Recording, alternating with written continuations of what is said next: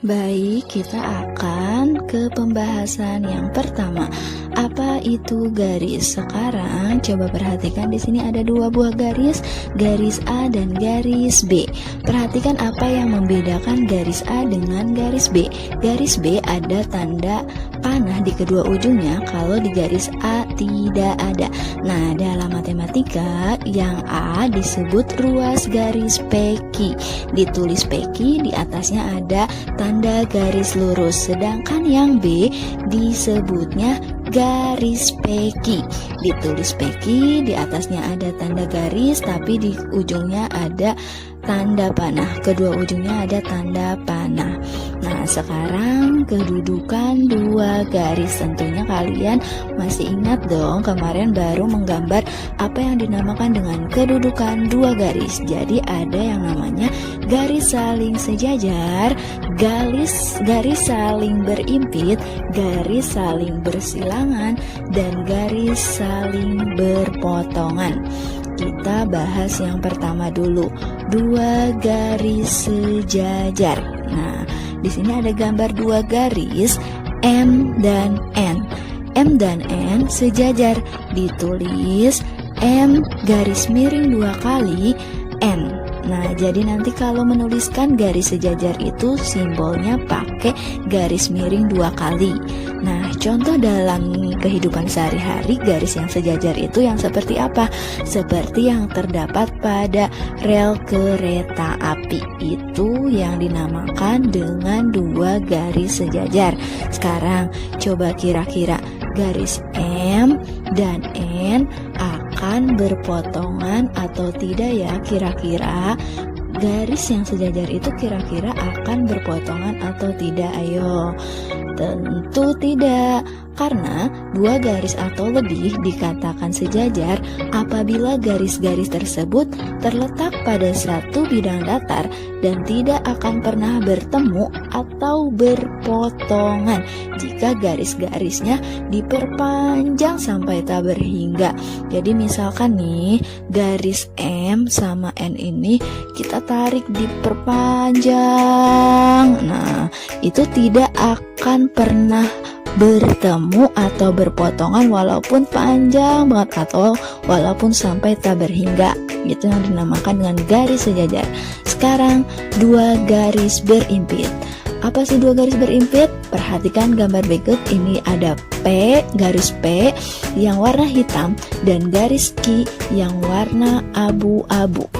Nah, ini dua garis berimpit.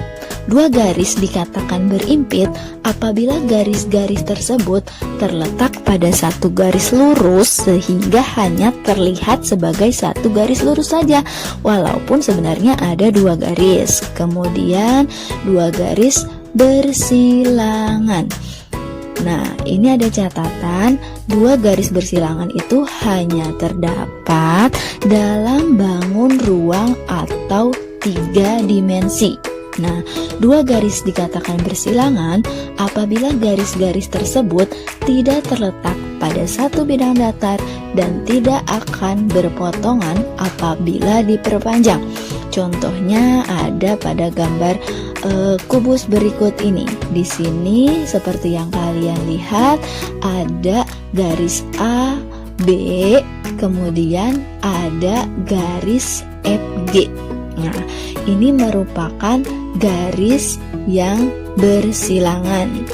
AB dan FG itu adalah garis bersilangan karena coba perhatikan kalau kita geser ke sebelah sini gambarnya. Nah, garis AB itu ada di bawah pada bidang datar yang depan. Sedangkan garis FG itu terdapat di bidang yang atas. Nah, bidang datar yang atas. Jadi garis tersebut bersilangan. Intinya garis yang bersilangan itu arahnya berbeda, tidak sama dengan seperti yang tadi garis sejajar. Itu yang dinamakan dengan dua garis yang saling bersilangan. Selanjutnya, dua garis berpotongan. Nah, perhatikan gambar berikut.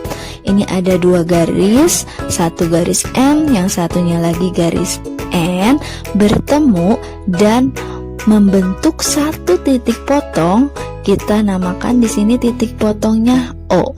O merupakan titik potong antara garis M dan N. Nah, dua garis dikatakan berpotongan apabila garis-garis tersebut terletak pada satu bidang datar dan memiliki satu titik potong. Nah, itu dia. Sekarang coba apa yang terbentuk jika ada dua garis berpotongan sebagaimana garis M dan N di atas. Kira-kira kalau dua garis yang berpotongan itu akan membentuk apa ya? Nah, coba Ibu kasih kesempatan kalian untuk berpikir. Nah, ini dia. Terbentuk apa? Terbentuk daerah sudut atau terbentuk sudut. Jadi, dua garis yang berpotongan itu akan membentuk sudut.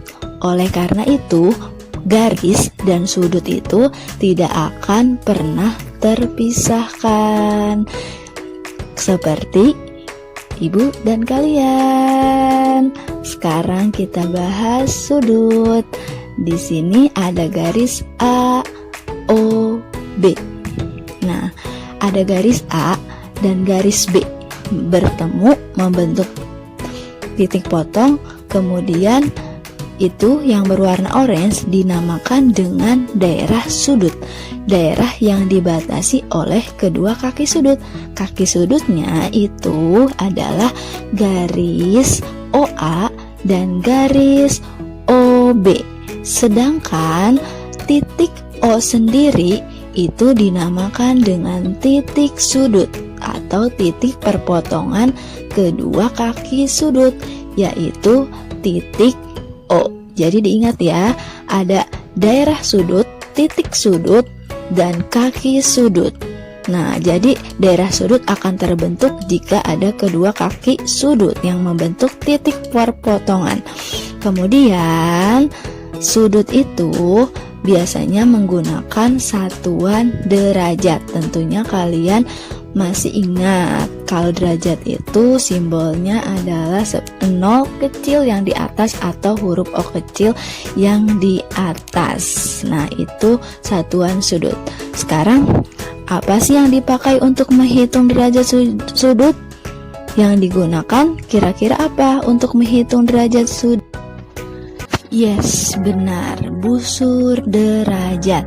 Tentunya kalian pernah menggunakan alat ini dong, busur derajat. Itu digunakan untuk menghitung sudut.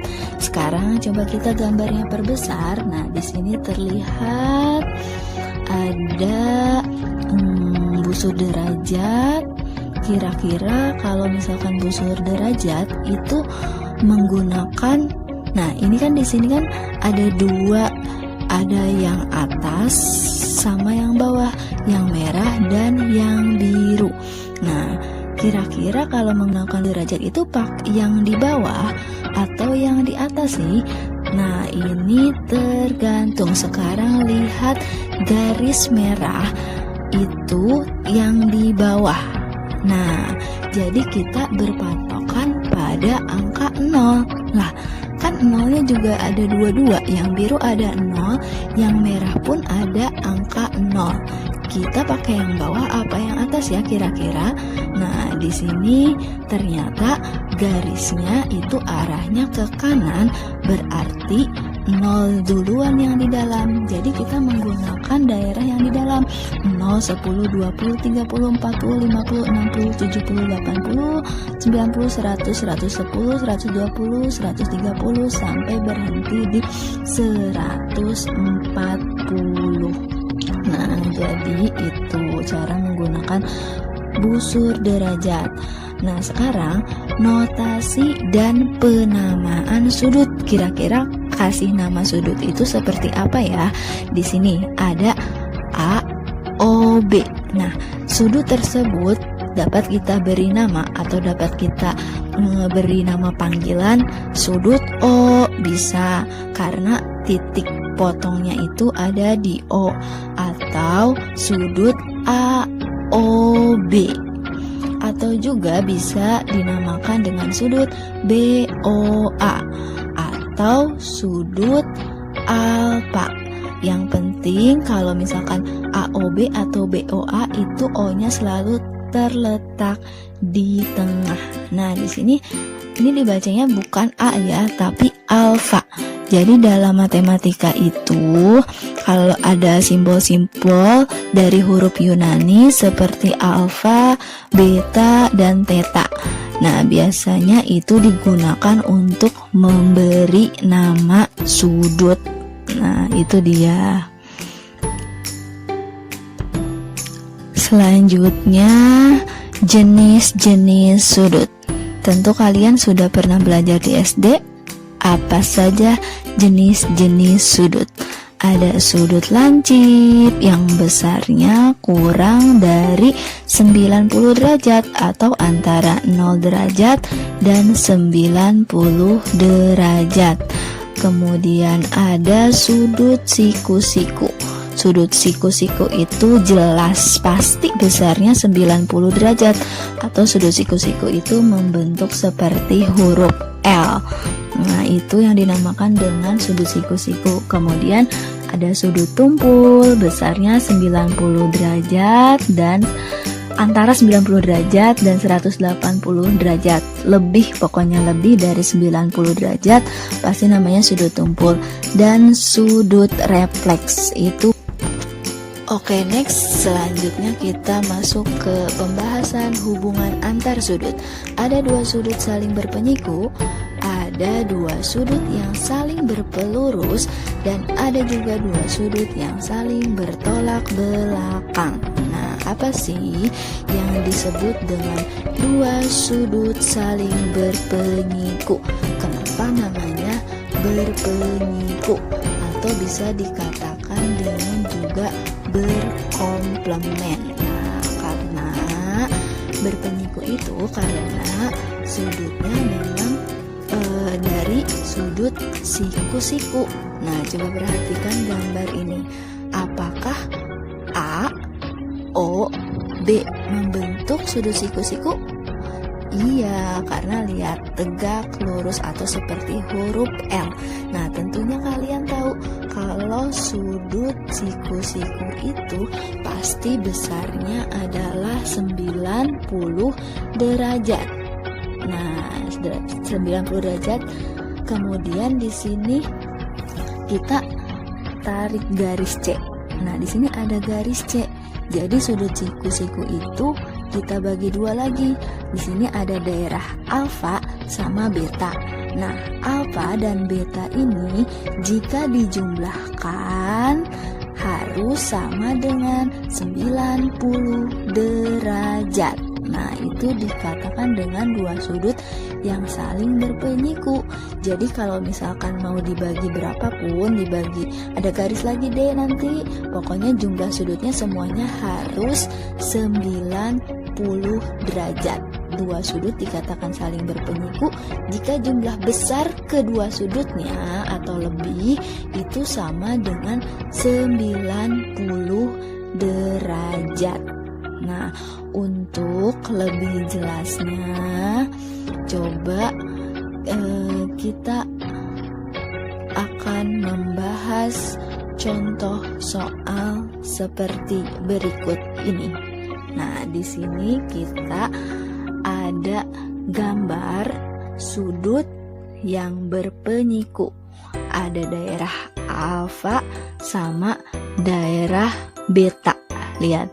Sini juga ada AOB, kemudian ada garis OC. Nah, alfa sama beta tadi ingat kalau dijumlahkan harus 90 derajat. Sekarang kita tahu bahwa daerah alfanya itu adalah 25 derajat. Tentukan besar sudut betanya. Kira-kira berapa? Ayo, tentu udah tahu dong. Berarti cara mengerjakannya itu adalah karena sudut A dan alfa dan beta saling berpenyiku, membentuk sudut siku-siku, maka alfa tambah beta sama dengan 90 derajat. Nah, 25 derajat kita ganti alfanya dengan 25 derajat tambah beta itu harus sama dengan 90 derajat. Maka beta kita bisa cari 90 derajat dikurangi 25 derajat. Hasilnya adalah 65 derajat. Nah, jadi kalau menghitung soal sudut yang saling berpenyiku tidak usah menggunakan busur. Jadi kita harus tahu caranya adalah seperti ini. Salah satunya diketahui, pasti bisa menghitung sudut yang satunya lagi. Kemudian kita bahas dua sudut yang saling berpelurus atau bersuplemen. Apa itu sudut pelurus?